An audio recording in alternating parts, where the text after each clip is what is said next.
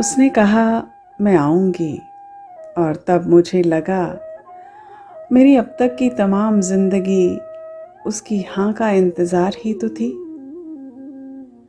बहुत मान मनौवल के बाद उसने हाँ कहा था। बहुत अरसे से मैं आग्रह कर रहा था कि एक दिन वक्त निकाल कर मेरे घर आओ ना। मैं उसे 4 साल से जानता था, लेकिन बात कभी जब तक की टेलीफोन वार्ता से आगे बढ़ ही नहीं सकी थी। टेक्स्ट मैसेजेस में अक्सर मैं कोमल एहसास बयां करता, लेकिन उसमें एक किस्म की पर्देदारी होती है। उसकी ओट में आप कुछ भी कह सकते हैं, पर मजाल है जो वही बात आप आमने सामने कहकर दिखा दें। कभी कभी रास्ते चलते उससे भेंट हो जाती तो पल दो पल को बात हो जाती। कहीं किसी जलसे में दिख जाती तो एक फौरी किस्म की दुआ सलाम। लेकिन ऐसा ना होता कि घड़ी भर कहीं बैठकर उससे इत्मीनान से बातें हों और बीच में कोई आकर कंधा न झकझोरे। उससे कितनी तो बातें मुझे कहनी थीं, और बातें अगरचे चंद हों तो भी किसी टेलीग्राम की तरह तो नहीं कही जा सकती ना।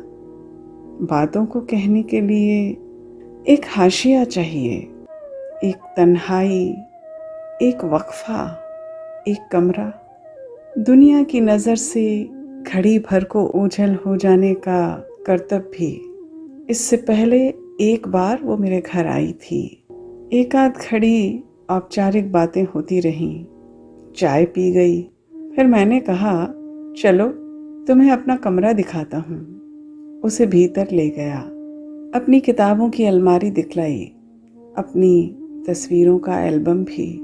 फिर कहा देखो ये दीवारें हैं, ये छत है, और ये खिड़की। वो खिलखिला पड़ी। ये तो सभी घरों में होते हैं। मैं जवाब में मुस्कुरा भर दिया। मैं भला कैसे कहता इस कमरे में तुम्हारे होने का क्या मतलब है।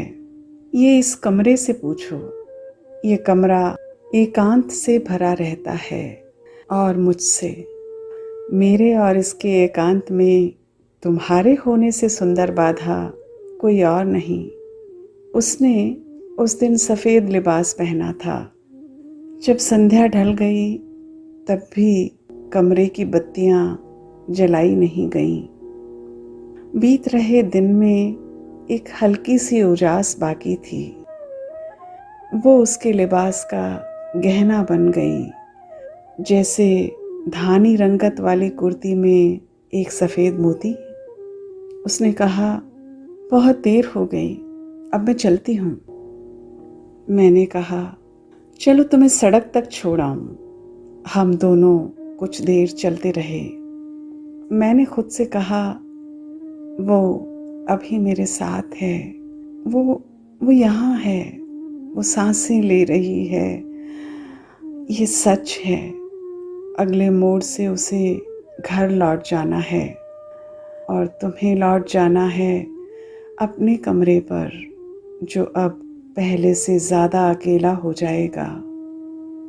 मैंने मुस्कुराकर उसे विदा कहा। इस शाम के लिए शुक्रिया। उसने सदाशय मुस्कान के साथ हाथ हिलाया और लौट गई। मैं अपने कमरे पर चला आया। मुझे लगा मैं मिलेना का काफका बन गया हूँ। काफका मिलेना से प्रेम करता था, पर मिलेना वियना में रहती थी और काफका प्राग में। दोनों मिल नहीं सकते थे।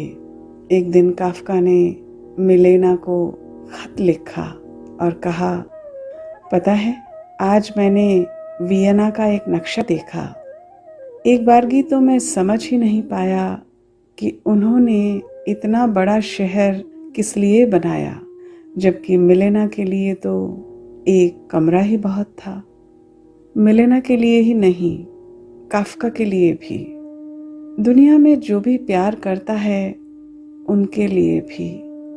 प्रेमियों को दुनिया नहीं चाहिए, बस एक छोटा सा कमरा चाहिए। ये एक नन्ही सी आरज़ू होती है लेकिन दुनिया में इससे नामुमकिन कुछ भी नहीं। उस रात मैंने उसको मैसेज किया, आज तुम आई, कितना अच्छा लगा। अभी मैं ठीक वहीं बैठा हूँ जहाँ तुम थी। मैं तुम्हारी गैर मौजूदगी के साथ इस कमरे में रह रहा हूँ। कल तक ये कमरा मेरा था, आज ये मुझे कितने संकोच से भरता है। ये सब कितना कितना आश्चर्य जगाने वाला है। बदले में उसकी एक मुस्कुराहट लौट आई। उस दिन को बीते कोई 6-7 महीने होने को आए कि अब जाकर उसने फिर से हाँ कही थी। मेरे लिए ये उत्सव से कम नहीं था। इससे सुंदर कल्पना मैं कोई दूसरी नहीं कर सकता था कि वो एक बार फिर मेरे कमरे में होगी। शाम 4 बजे का समय तय हुआ था। मैं बाजार जाकर मिठाई, मठरियाँ, बिस्किट और भी न जाने क्या ले आया। पूरा कमरा बुहार दिया। कमरे में नई चादर बिछाई, तकियों के खोल बदल डाले, किताबें करीने से सजा दी। फिर देर तलक अपने घर को निहारता रहा, मानो इसमें रत्ती तोला माशा की भी कमी बेशी रह गई तो गजब हो जाएगा। कुछ टूट जाएगा, शायद कुछ छूट जाएगा। एक अधूरापन फिर ताजिंदगी खटकेगा। उसे फिर दुरुस्त नहीं किया जा सकेगा। 4 बजने में 15 मिनट की देरी थी कि अब मैं घर के भीतर नहीं रह सका। मैं दरवाजे पर जाकर खड़ा हो गया। 4 बजे, 4:10 हो गए, फिर 4:15 और 4:20। पता नहीं वो कहाँ रह गई। मैंने फ़ोन उठाकर उसे मैसेज किया, मैं तुम्हारा इंतज़ार कर रहा हूँ। कोई जवाब नहीं आया। मेरा दिल बेचैन हो उठा। अब मैं गली के मुहाने पर आ खड़ा हुआ, जैसे इतने भर से वो वहाँ चली आएगी। 4:45 बज गया, वो नहीं आई। सांझ ढलने लगी, रोशनी का जादू छीजने लगा।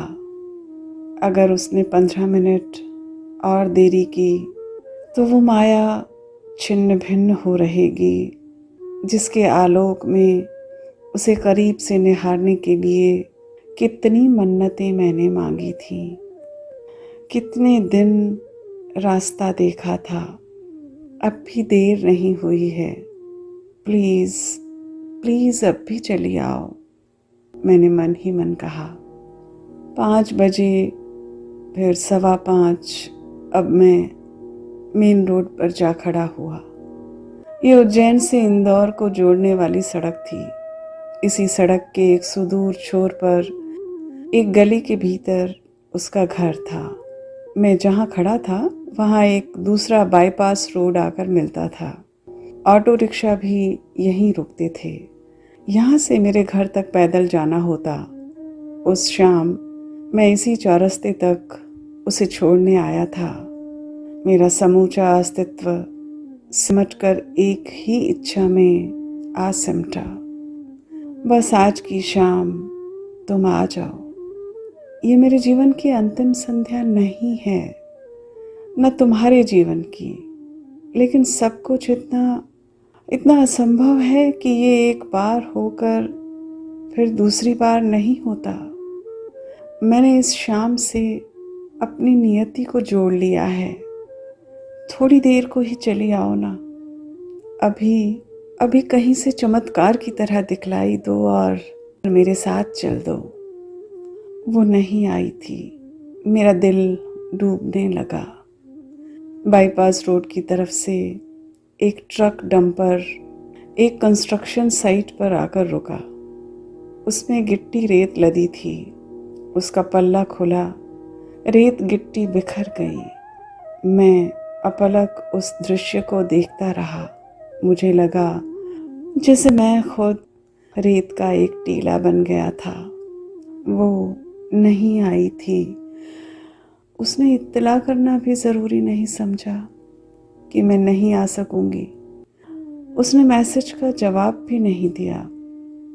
मैं लौटकर घर नहीं जाना चाहता था। मुझे उस गुलदान से शर्म आ रही थी जिसे मैंने करीने से सजाया था। मैं चाय की प्याली से आंख बचा लेना चाहता था। मैं अपने कमरे के दरवाजे पर घुटनों के बल गिरकर उससे माफ़ी मांगना चाहता था और फूट फूट कर रोना चाहता था। मैंने उन सब से एक खूबसूरत पल का वादा किया था, लेकिन मैं वादा पूरा नहीं कर पाया था।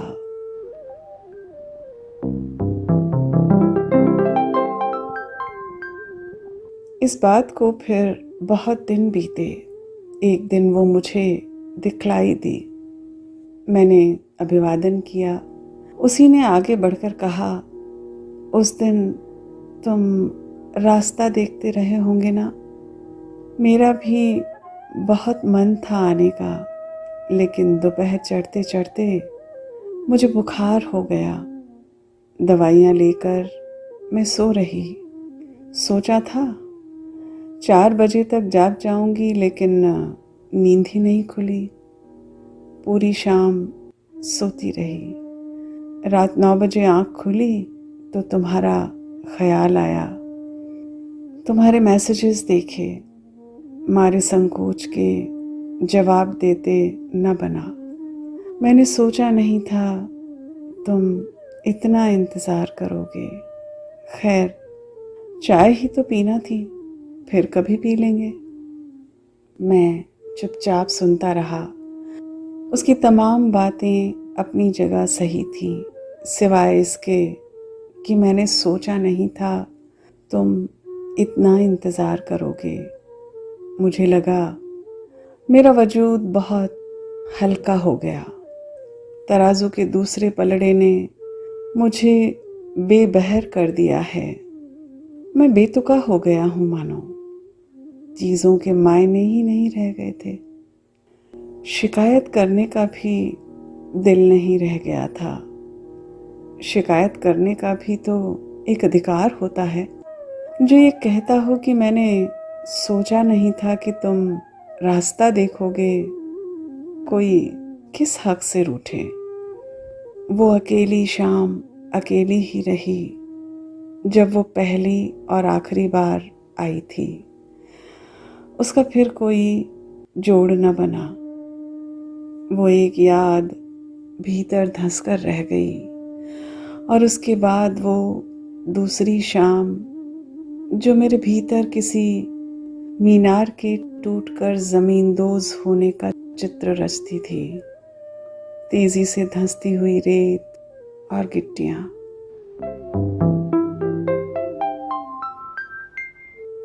फिर बहुत बहुत सालों के बाद उसे देखा। सच में नहीं, तस्वीर में। अब वो ब्याहता थी। तस्वीर में वो सुखी, संतुष्ट, निश्चिंत दिखाई देती थी। मैं जानता था कि उसने प्रेम के बिना विवाह किया है, लेकिन इससे बड़ा रंज मुझे ये था कि उसे इसका अभाव कभी खटका नहीं था। मैं तस्वीर में उसे देखता रहा। फिर उस आदमी को, उसके चेहरे को मैंने गौर से निहारा। इतनी निष्ठा और इतनी प्रतीक्षा, इतने रंज और इतनी तमन्नाओं के बावजूद, जिसके साथ एक घड़ी चुपचाप बैठने का अधिकार भी मैं हासिल नहीं कर सका, उसके साथ पूरा जीवन बिताने की पात्रता इस अनजान आदमी ने भला किस हक से पाली थी? किस हक से?